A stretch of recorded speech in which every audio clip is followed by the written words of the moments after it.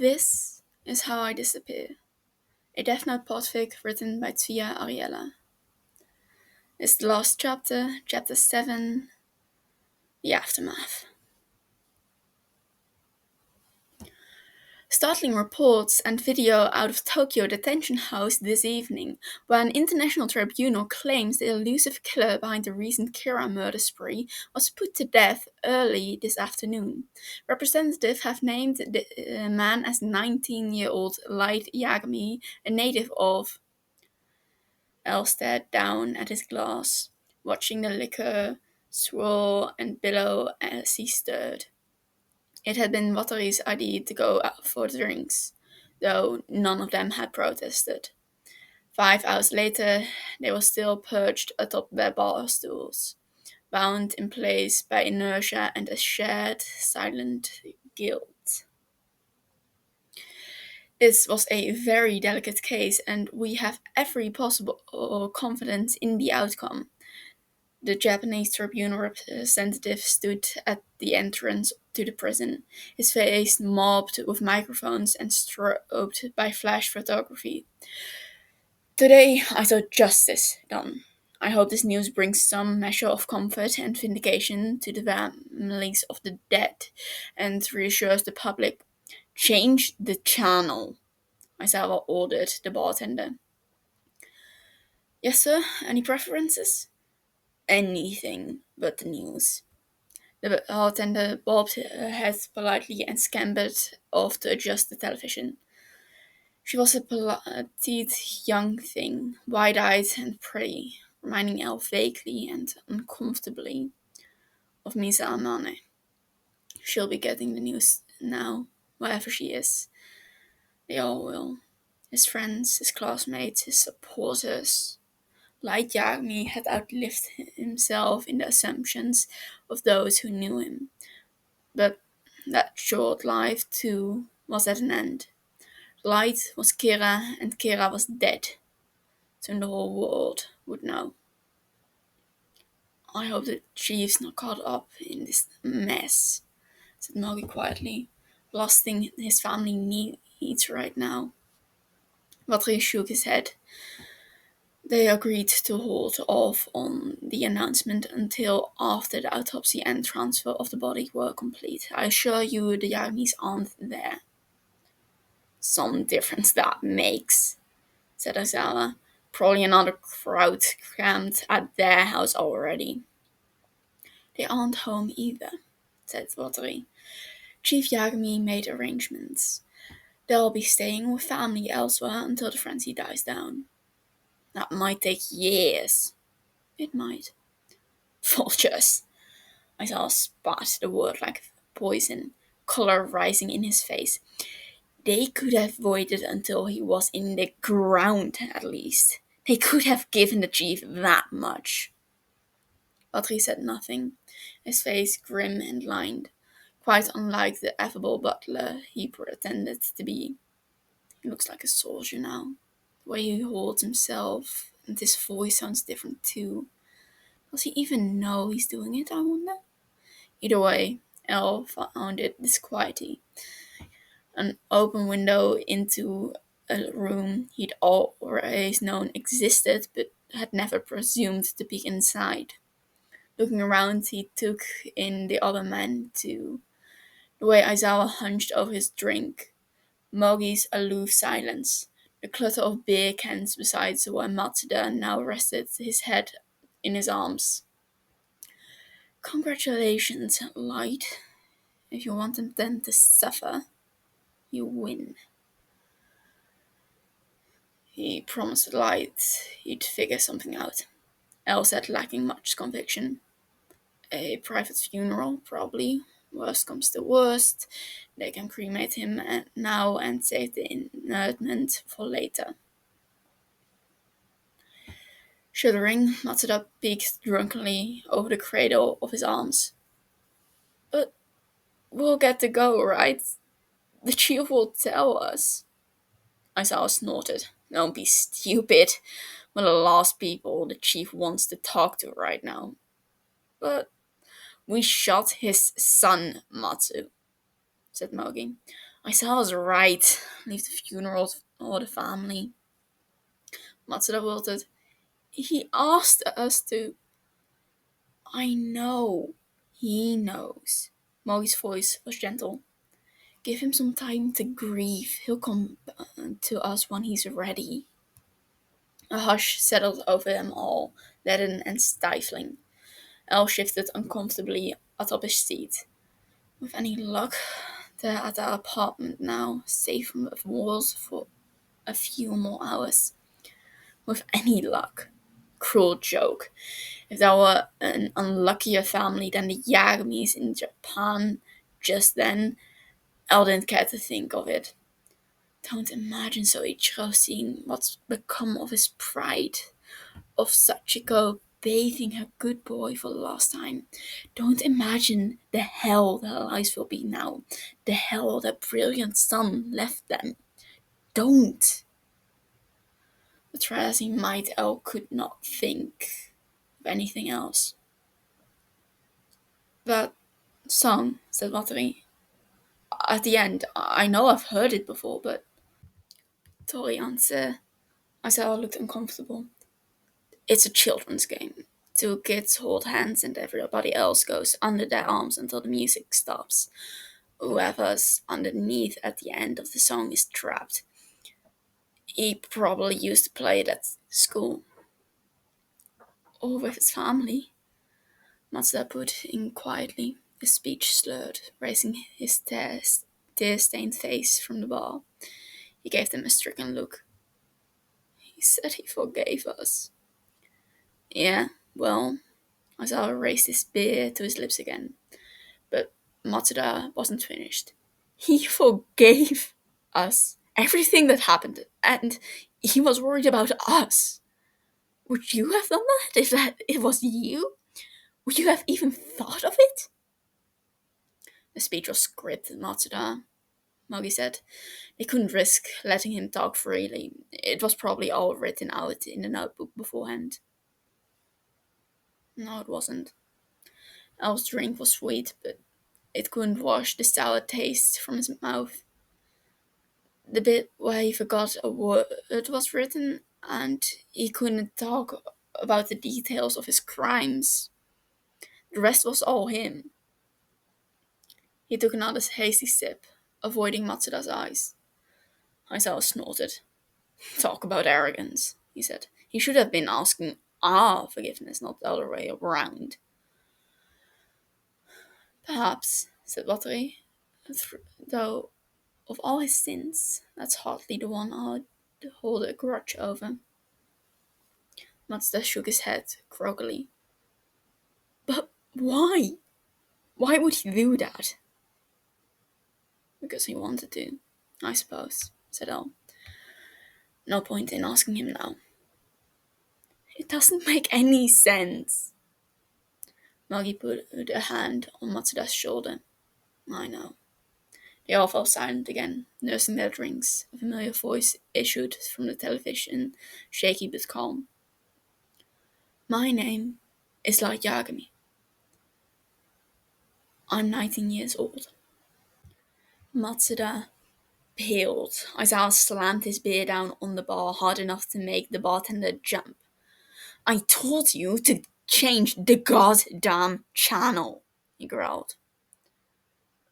I'm sorry, she stammered. It's big news. It'll be on all the channels. Then turn it off. Yes, sir, I'm sorry, sir. Light's voice cut off abruptly as the screen snapped to black. Elle let out a breath he hadn't known he'd been holding. Torianse, Torianse. Swaying, Matsuda shrugged off Mogi's hand and rose hastily from his seat.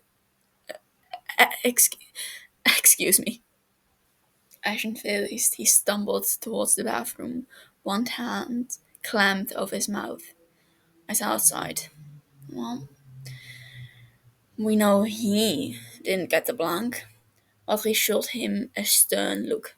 First rule of this kind of work, son. Don't speculate on whose bullet did what. Doesn't do anyone any good, least of all you. I'm only saying. He's right, said Mogi. Not knowing is the point. Just leave it alone. But Matsuda does know, thought Elle, watching Aizawa redden and fall silent. Elle had been too distracted to process the sight at the time, but his memory was perfectly clear. A small piece of reddened paper, pierced by 3 dark holes. He didn't get the blank. He never fired. In front of his colleagues, in front of the world, Toota Matsuda had broken his word. I'm sorry. The great detective wet his lips, his grip on his glass tightening. Someone ought to see him home. I will. Molly stood, retrieving his jacket. It's not that far out of my way. Elle nodded. Thank you. Don't mention it. He strode off towards the bathroom with Matsuda's coat, his expression unreadable. A few minutes later he emerged, guiding his stumbling, grey-faced colleague towards the exit. Elle watched him go without a word, guilt gnawing like a rat at the corners of his mind. Poor bastard, said Aizawa quietly. Patrick cocked an eyebrow. Do you mean Matsuda or? Either, both, everyone. Aizawa tapped his beer idly on the bar, pouring his lip. At least it's over. Only for light. It is, Elle agreed. World goes back to normal. It does. Aizawa tapped his beer once more, then raised it. To the end of Kira. The end of Kira, Andre echoed. Elle said nothing, but he emptied his glass, making a face at the alcoholic aftertaste. Aizawa set his can down with a sigh, wiping his mouth with the back of his hand. I should go home too, I suppose, like my girls. They have no idea what's going on. They'll be alright, Andre said. I know. World's back to normal now. God help us all. Grabbing his jacket, Aizawa started towards the exit, pausing in the doorway to glance back. Miyazaki? Elle looked up. Yes. He would have killed us all in the end, wouldn't he? I believe so, yes. That's what I thought. That's what I thought. I had to. Aizawa cut himself off, nodding grimly. Thank you for our lives. Elle blinked back, taken aback. Before he could respond, Aizawa was gone. The sun was setting as Elle and Vatri approached the picnic table, the dying rays painting the park a fiery orange. Though Elle had offered up a half-hearted excuse for his plan, avoiding smoke detectors, taking in the nice weather, he knew full well his mentor wasn't fooled. Task Force headquarters had been lights home, too, and nearly every corner held his ghost. The room he'd slept in, bound to Elle by a chain and a promise. The table he'd eaten at, joked and laughed with his father and Matsuda, his computer, his desk, his chair, the door he'd run towards in his last, desperate hope of escape. He wanted to die outside. Vatri set the metal can down, glancing around the deserted park. A good spot, as any, I suppose. Elle nodded. It'll do. So, that's that, then, huh? Asked Ryuk, hovering nearby with Ren. Like dice, you burn notebook, you win just like that. Just like that, said Elle. Oh, boring. You can leave. Ryuk said nothing, ignoring the Shinigami.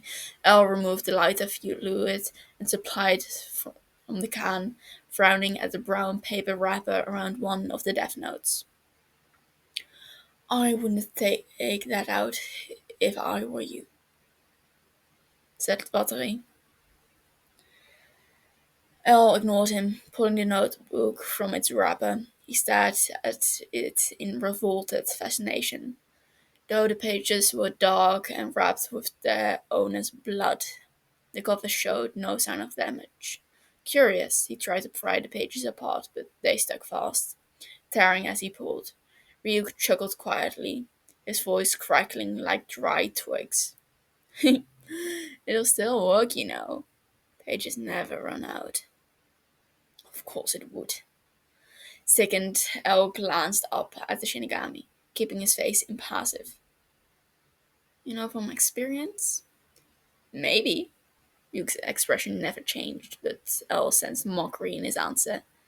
You keep it. Clean one, I mean. Tribunal would know the difference. Besides, it already came in handy for you once, didn't it? I'll pass. You sure? Light's face hovered before his eyes, blindfolded and frightened. Without a word, El tossed the notebooks into the can and reached for the lighter fluid. Suit yourself, I guess. I will. Resolute, El struck a match and dropped it into the can, watching the two notebooks blaze up like so much ordinary paper. Soon enough, he knew, Light himself would receive a similar treatment, leaving only a jigsaw puzzle of bone for his grieving parents to prick through, and in turn, there won't be any cameras for that at least. He'll simply disappear.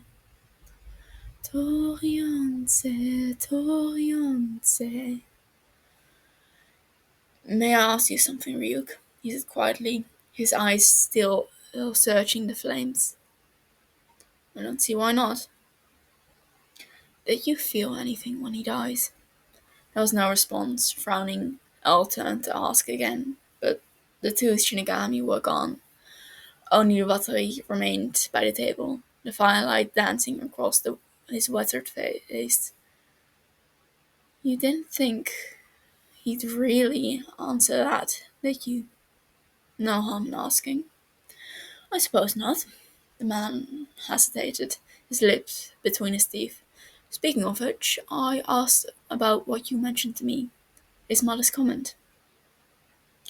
That he'd been beaten in the Daiokan on Goku? He probably was. Hardly makes any difference at this point. Something cracked loudly inside the can, and Al pursed his lips in disgust. Let me guess. They refused to speak to you? On the contrary, they answered every question I had. And he did it to himself. El cracked a mocking smile. Of course. I had the same reaction, but it's true. They weren't gentle, but they never touched him. Just grilled him for 18 hours, stretches, and 4 hours sleep until he finally cracked. I saw the tape. Oh, there wasn't a mark on him. So the bruises came afterwards. It was all on the tape. He gave them a full confession, answered all their questions, then asked for a drink of water. Once the detectives left, he stared at the table for a moment, then beat his hands and head bloody on the table. Rodri's eyes lit the flames, his expression hard. It took 4 men to wrestle him down. Al frowned. A suicide attempt? Maybe not. Hard to know what was going on through that boy's mind. Indeed, Al mulled over the new information in silence, trying to match it up to the image of Light Yagami he already held. For all his genius had at times overlapped with Light's, the boy would forever be an unfinished puzzle in Al's mind. A partially dissected guardian knot he'd slashed beyond repair. It doesn't matter. I came to solve the crime, not the criminal, and I succeeded. My work here is done. But however hard he tried to ignore it, a shaky voice still haunted his thoughts. Torianse, Torianse. Could almost hear it. No, I can. L. Patrick's voice was hushed but insisted. Look. El raised his head. Across the park, a mass of humanity was suddenly marching in their direction, their voices raised in song.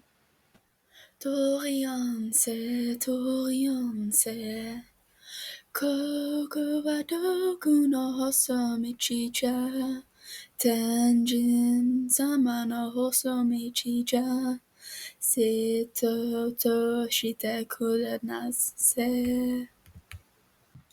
Wonder what he'd think of that, Lottery said. It doesn't matter. He's dead. The crowd was impressive for such a short notice, perhaps 200 strong.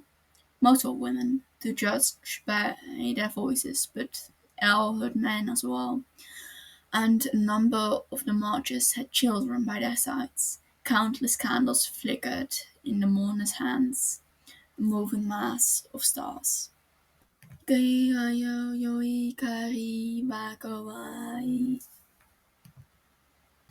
Valtteri turned back to the can, but Elle didn't join him. Transfixed, he raised his thumb to his lip. Watching the ragtag procession went by. So many. More than there ever would be for me. The thought should have stung him, but all he felt was numb. It feels like shit, Lights. That's your answer, but you already knew that, didn't you?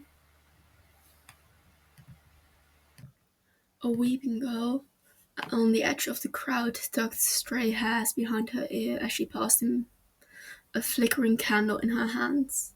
Something about the motion drew Elle's attention, and he offered her a weak, consoling smile, only to gape in surprise as she turned his way. Misa.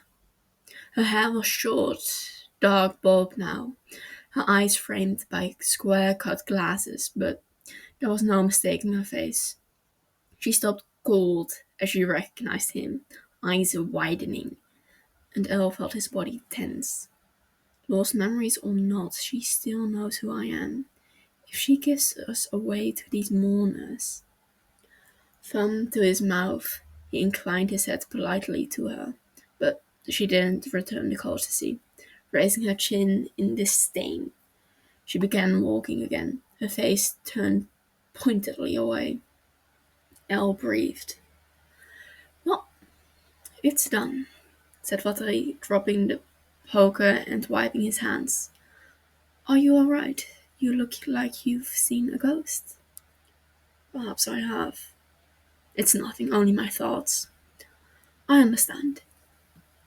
Side by side, they watched the procession pass in silence. Then Valtteri sighed. I'll give Light Yagami this much, he said. He wasn't a coward. He died well. El shook his head. Coward or not, he's equally dead. No such thing as dying well. You're probably right. Valtteri put a hand on El's shoulder. Another case closed. Indeed. El let his mental hand linger for a moment. Then he shied away, stooping to extinguish the last embers of the fire.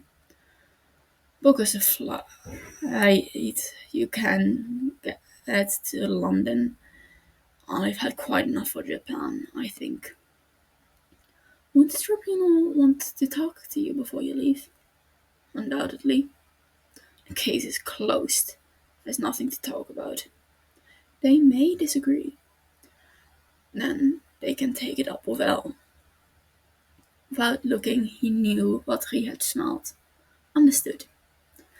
The candlelit mourners still sang in the distance, but neither Elle nor Valtteri turned to see. Leaving the can of ash behind them, the two men turned their shoes towards home. Light Yagami. Death by Firing Squad. On March 15, 2005, delivers a final speech, including an admission to being Kira, but no mention of notebooks, Shinigami, or any detail of Kira's powers. As the tribunal that condemned him looks on during that speech, forgets the word machinations. and looks to the tribunal member third from the right for help. Afterwards is put to death without complication or delays. Dies with minimal pain. The end.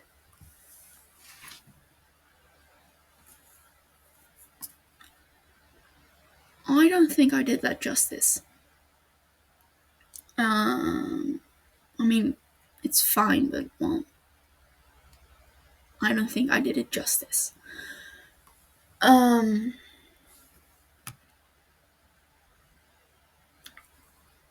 going to read the author's notes here. Notes. If anyone had told me when I wrote this story that 7 years later it would still be getting near daily kudos, comments, and bookmarks, I absolutely would not have believed you. To every one of you who this story has touched over the years, whether you're discovering it for the first time or coming back for your dozenth read, I thank you from the bottom of my heart. I still read every one of your comments and bookmarks, and I cherish them all. Lesson 3. One of the things I've learned to do in my years since writing TzviaAriella is put external links in my free notes, so I would be remiss not to link all of the wonderful fan art that people have made for this story over the years.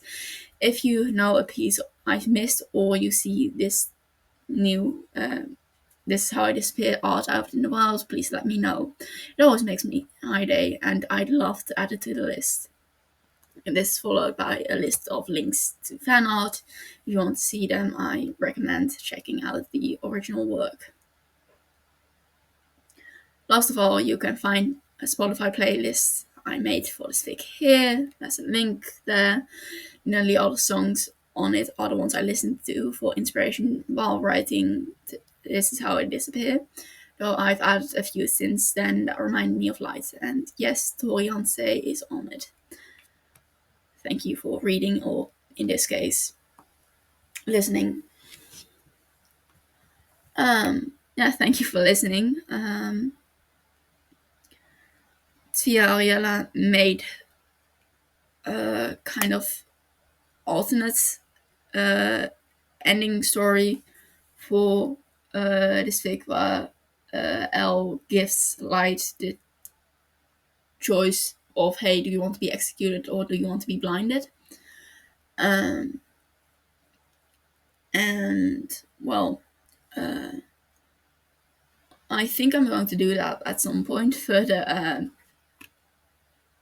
I want to keep up my schedule, but I haven't really picked out a work for the next work to Podfic. So if you have any ideas, please let me know.